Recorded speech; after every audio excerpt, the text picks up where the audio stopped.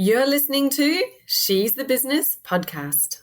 It's no secret that to have success in business, you need to know who your ideal client is so that you can tailor your marketing to them. But why are there so many businesses out there who are working with clients that are not their ideal client, that are probably far from it? Well, in today's episode, we're going to talk exactly about this and why you may have been sent down the garden path the wrong way when defining your ideal client profile. Stay tuned, it's coming right up. Hi, I'm your host, Jessica Osborne, and over the last 25 years in marketing and business, I've helped many brands to launch, scale, and grow, with some of them becoming multi-billion-dollar companies. I'm here to inspire you to get out of your own way and create a profitable, fulfilling business while living the lifestyle you really desire, without all the hustle.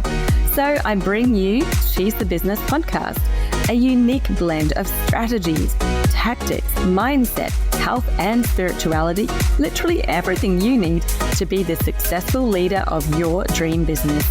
Made by women for women, this is your weekly dose of motivation and inspiration. Hello, welcome back to She's the Business podcast. So good to have you here today. Today's episode is how to identify your ideal client for your coaching business, for your consulting business, or your practice. Now, let's talk about this because this is a really important part of your marketing strategy, of your business's strategy. If you don't know who your ideal client is, then how are you creating your service offerings? How do you know how to price them, how to market them, where to market them, who you're speaking to? As you can see, it is absolutely essential to know who it is that you're marketing to so that your marketing actually works, right? Sounds really simple. So why would you not know who your ideal client is? There are so many businesses that struggle with this. So many coaches that I've helped over the years who really found it hard to identify their ideal client, and that's okay. That's normal. I did a Google search this morning because I thought, well, let's see what Google says. Let's go and do what people are probably doing. If you don't know who your ideal client is, maybe you've turned to Google. Maybe you're now asking your AI, but essentially it's the same thing. It's going to go through the information that exists on the internet. So what advice is actually out there? Let's see what people are consuming and the guidance that you've been given from the internet. Now, straight away with step number 1 that was provided in the Google search results, I can see exactly where we're all going wrong with this, because here's what it said. It says step 1, analyze your existing customer base. I'm just going to say big fat no to that. That is probably the worst thing that you could possibly do as you're starting. Why? Because if you're analyzing your existing customer base and trying to figure out through all the data, what are the common, demographics and ages and places that they live and what are their common pain points, you're working from the past. You're working from what already exists. And your view and your vision and what you create is therefore going to be a version of that. It's going to be a version of what already exists. Now, if you're here today saying, well, I don't know who my ideal client is, I'm confused, then how would the answer be in something that is already in the past, that you've already experienced and known? Because trust me, if one of your past clients was your ideal client, you would know it. You'd be like, oh my goodness, if I could have 100 of them, I would be absolutely happy, right? That may or may not have happened, but trust me, trying to generalize, combine the data from your past clients to create a profile is a really long way to spend a lot of time with a useless outcome, because it's going to give you then a very generic, very broad, very unspecific outcome. Because if you don't know your ideal client, more than likely you have been working with many different clients.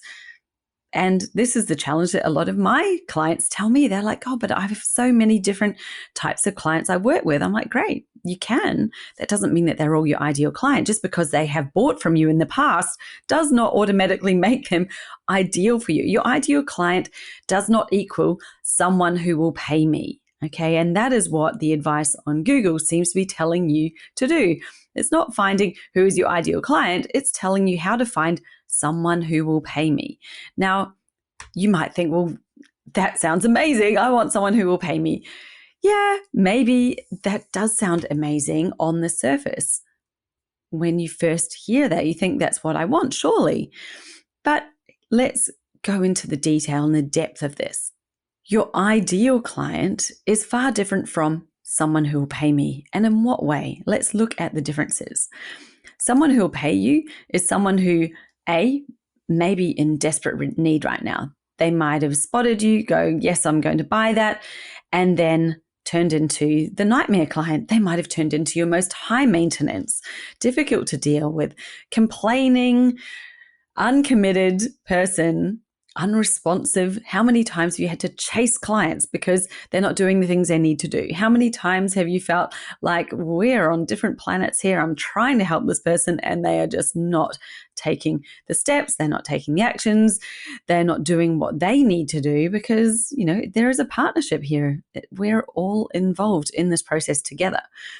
That is not an ideal client, right? Because think about what is the opposite of that. Imagine if your clients not only pay you, that's like a prerequisite because otherwise they're not a client. They are a beneficiary of a charity if they haven't paid, right? So yes, they've paid you, but they're also really committed to what it is that you're doing. They are invested in it. They're invested in getting a great outcome. They're respectful. They show up. They are pleasant to deal with. They are probably low maintenance, low complaining. And why would that be? What makes somebody a high complainer versus a low complainer, or high maintenance versus low maintenance? It is about fit, right?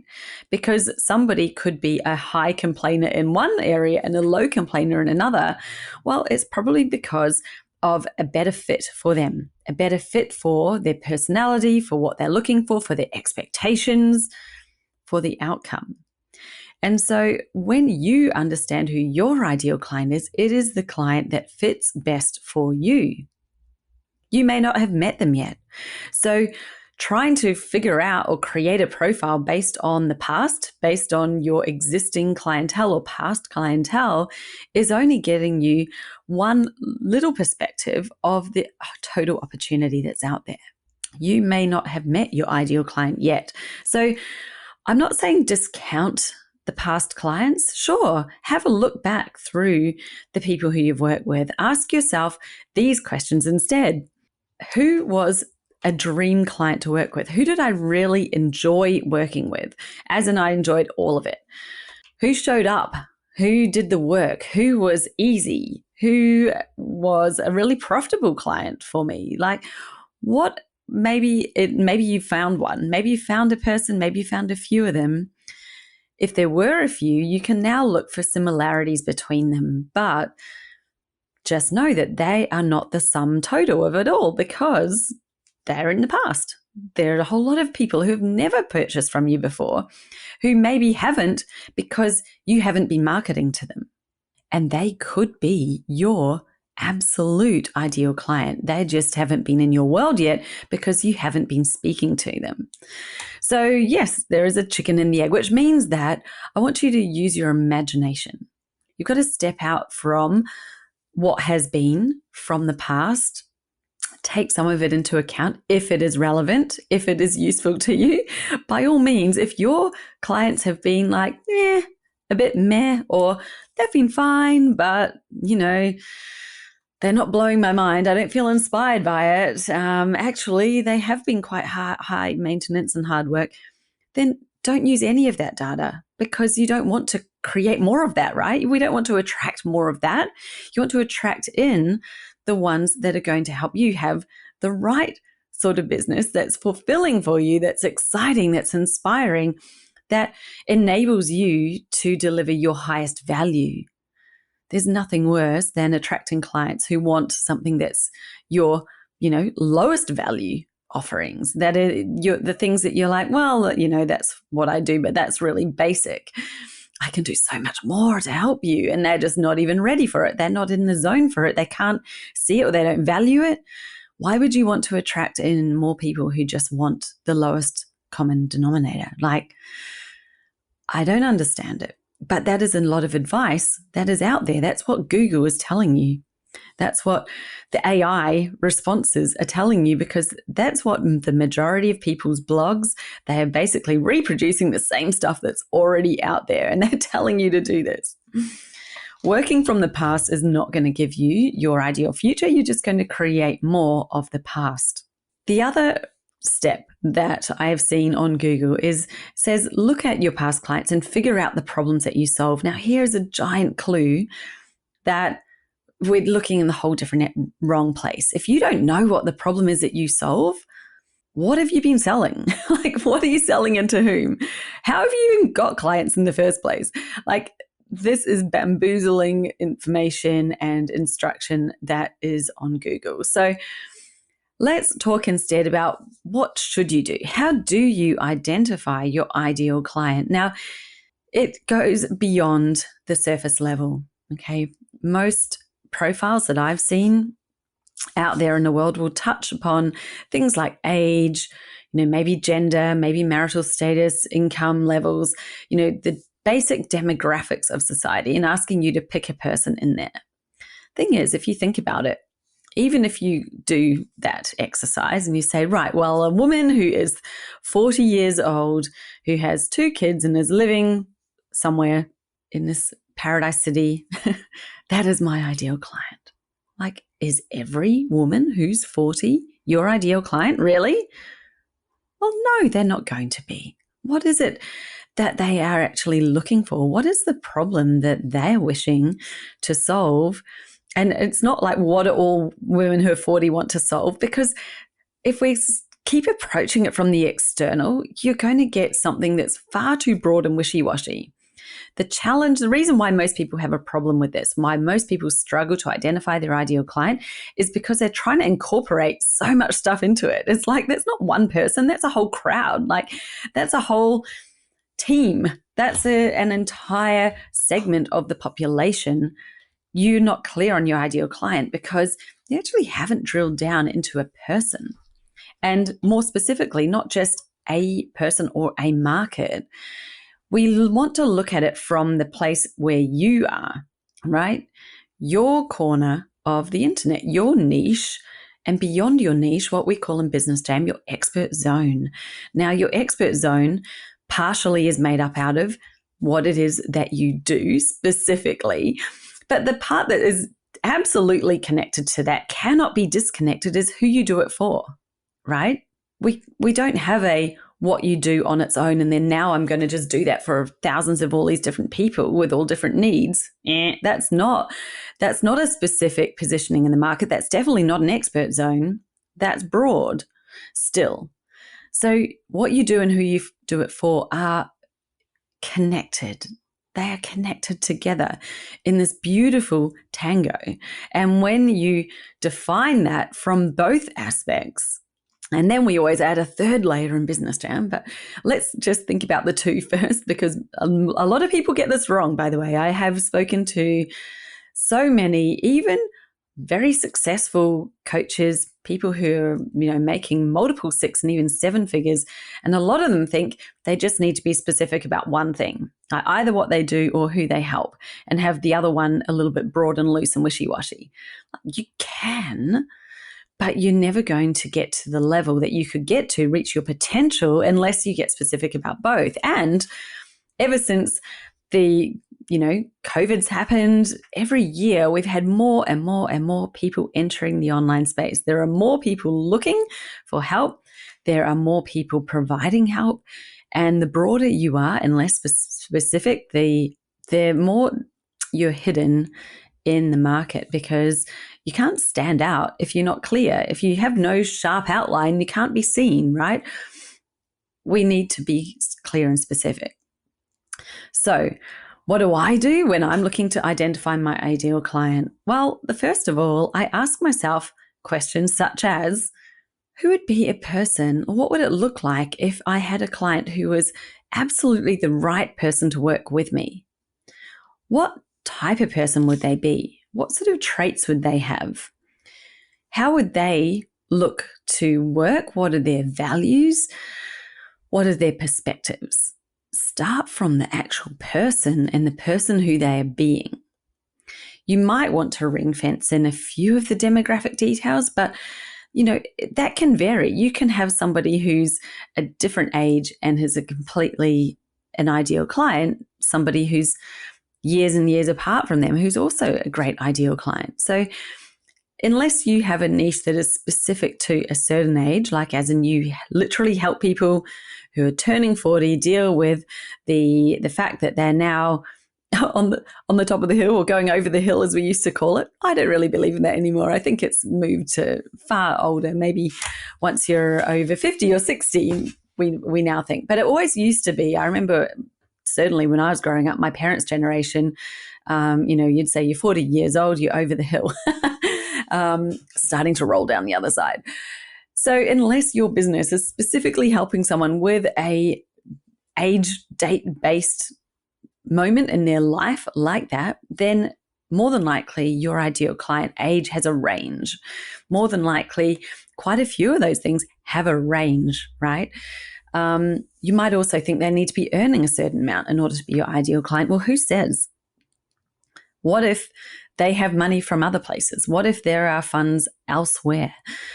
I would love for you to start thinking and challenging some of these thoughts or beliefs. That the old way of creating your ideal client avatar is just so out of date, so restrictive, and so unhelpful that it is not helping you. So inside Business Jam and in the niche challenge I'm doing right now, it's a live challenge, I'm guiding people through the process to identify who is the right client for them, who is going to be the one that if they market to them, it's going to be a much easier yes.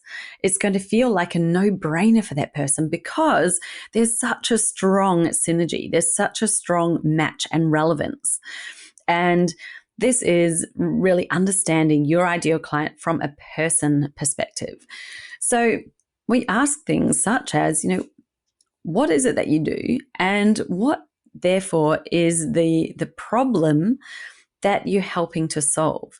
Now, if you've still got multiple people in mind, you won't be able to answer that question because you'll be going, well, I help them with this and with that. And there'll be so many different outcomes that you're coming up with. Then that is a clue to show you don't have one person in mind here. So when you're thinking about what it is you do, try to imagine that you're helping a person. And this is going to be your passion project, right? This is a person I know I could help so much. They want it. That is an absolute necessity. There is no point marketing to someone who does not want what it is that you help people with. And to give you an example of this, let's think about somebody who maybe they bite their nails a lot. So they have a problem, and maybe you're somebody who does work around nails and growing nails and having really strong, healthy nails. Now, if the person who's biting nails actually doesn't care and doesn't want to stop biting their nails, it doesn't matter how good your marketing is around what you do, the mindset, maybe the health and how you can grow beautiful nails, your messaging is not going to be meeting that person because they're just thinking, I don't care, I actually like biting my nails, whatever it is. And you might think that's crazy. You might be like, well, who wants to keep biting their nails? I know. I am someone who's struggled with nail biting a lot in my life, and I have moments where I'm really on a mission to grow beautiful nails, and then I have other moments where I couldn't care less and I bite them. I will put my hand up and say that. Having said that, there are other people who really bite them all the time. Like they have no desire ever to grow lovely nails. So your marketing won't be hitting that person, even though they have a need for what it is that you do. They have to want it. They've got to want the outcome. They've got to really, really want it in their bones. So think about that, because I know that sounds really simple, and yes, this is simple. The reason why it's hard, because people overcomplicate it, because you apply your thinking and your perspectives onto your clients.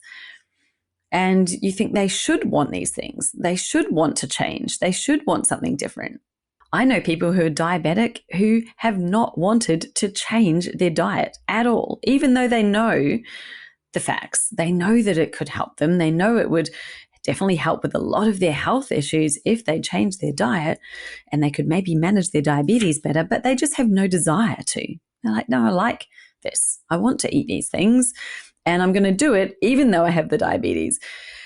It doesn't matter what you say to them, they're not changing their mind. So, that is not your ideal client. If you're someone who helps diabetics with a better lifestyle and better diet, you have to be talking to the ones who want the change, right?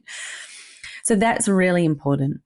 We have a whole set of questions. I've actually been building a really cool AI bot where you put in answers to a bunch of questions and it spits out this really amazing detailed customer profile for you. It's something I'm going to be using inside my Business Jam program. I'm going to have them trying it all out first, and I will probably share it in this niche challenge as well. I'm excited. I'll let you know a bit more about it once it exists. But these are once it's out there and completed. At the moment, I'm doing a whole lot of testing on it myself just to make sure the profile really, really works. But those are some of the questions that we work through in a really easy way. Like, I ask simple questions and then the outcome gives this deep, rich answer. It'll tell you things like, what are their biggest barriers that are stopping them from buying? What do they think? What do they believe about this? That's potentially having them stay stuck in that place. What are they seeking? What are they seeking the answer to? These are the questions that help you to identify who your ideal client is. And once you know that, you know what it is that they're doing, you know the mistakes they're making, the perspectives they have, then just think about how easy is that to create content to shift it, to create the right sort of content, right? That's going to help them take that step closer to working with you. It's impossible to do it if you don't have the depth of understanding of the world that this person is living in right now, what they're battling with, what they believe to be true, what they're telling themselves, the stories that they tell themselves. That we need to know this. This is the stuff that goes into your marketing. It's almost the same as what we're putting out, right? And that's why, please, if we still were not convinced, please don't go and Google, how do I find my ideal client, and follow any of the nonsense that you're finding on there, because your past clients are not the sum total of your future ideal client. There may be some clues in there. There may definitely be a few patterns you can pull out and use, which would be fantastic. But it's okay if you think none of them are my ideal client. I actually haven't met them yet. You can still figure out who your ideal client is. You do not need that previous experience with someone in order to define it. And the more that you do attach to the past, then really the more that you're just calling in more of that in the future. And that is the real danger that most people are experiencing. The reason why they keep having the same result, because they're creating from that same place. They're creating from the past. So I hope you found today's episode interesting and potentially sparking a few new thoughts and ideas in your mind about how you're approaching your ideal client. How do you create an avatar? It is about getting inside their heads. And that is the place where you create your content from, where you create your offers from, and all of these things connect and integrate together so that you've got the right offer, you're talking about it in the right way to the right person. It's a no-brainer. That's what the no-brainer means. It's impossible to have a no-brainer if we haven't integrated these things together. So enjoy the rest of your week. I hope you've enjoyed today's episode, and I will speak to you soon. Bye for now.